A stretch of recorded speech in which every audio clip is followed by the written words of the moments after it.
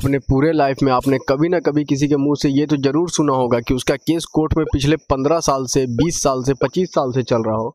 इस बात को सुनकर आप ज़्यादा महत्व तो नहीं देते या फिर आपको लगता है कि सामने वाला व्यक्ति झूठ बोल रहा है। लेकिन नहीं फ्रेंड, इस रिपोर्ट के मुताबिक 1,69,000 केस ऐसे हैं जो पिछले 30 साल से भी ज़्यादा टाइम से पेंडिंग है। ये तो पेंडिंग की बात हो गई। अब इसे देखें, यह एक छोटा सा जगह है श्रीनाथमपुरम। यहाँ का रहने वाला व्यक्ति मुकेश पासवान, इसे केवल शक के बिना पर 2 साल 11 महीने 6 दिन जेल में रहना पड़ा था। जब कोर्ट के समक्ष फैक्ट्स और एविडेंस आए तब उस व्यक्ति को बाइज्जत रिहा करना पड़ा। केवल शक के बिना पर उस व्यक्ति को इतने दिन जेल में रहना पड़ा। केवल विवेक पासवान ने ऐसे कई सारे केस और भी है। ये हमारे देश का जस्टिस सिस्टम है। इन्हीं सब को मद्देनजर रखते हुए यूएसए की एक मैगजीन है rule of law justice project में इंडिया को 111वां स्थान दिया है आउट ऑफ 142 लोग। साथ ही में सिविल जस्टिस में 93 स्थान दिया गया है भारत को आउट ऑफ 142 में।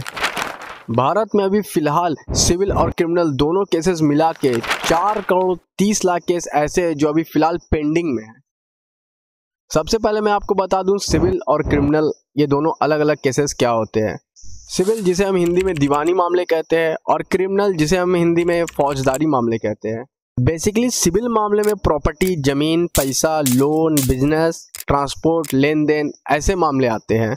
वहीं क्रिमिनल में लड़ाई झगड़े, murder, rape, kidnap, extortion, robbery, theft etc ऐसे मामले क्रिमिनल में आते हैं।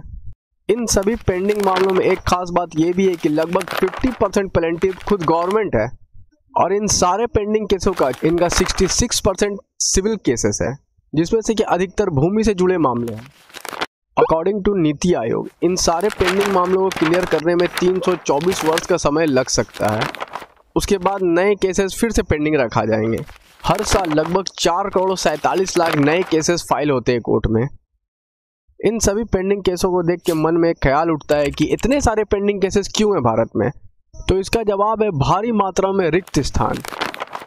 हमारे देश में टोटल 3,628 जजेस है, जबकि हमारे देश में और 2,500 जजेस की सख्त आवश्यकता है।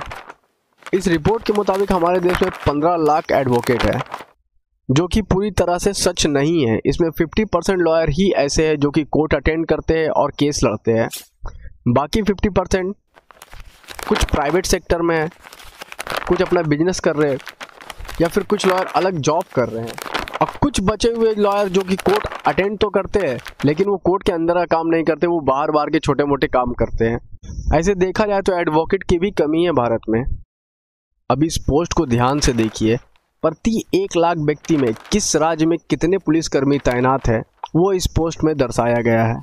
लेकिन इन पेंडिंग केसों की वजह से हर साल तकरीबन 1.5 से 2% जीडीपी का हिस्सा इन पेंडिंग केसों में खर्च हो रहा है, जिससे धीरे धीरे देश गरीबी की ओर बढ़ता जा रहा है।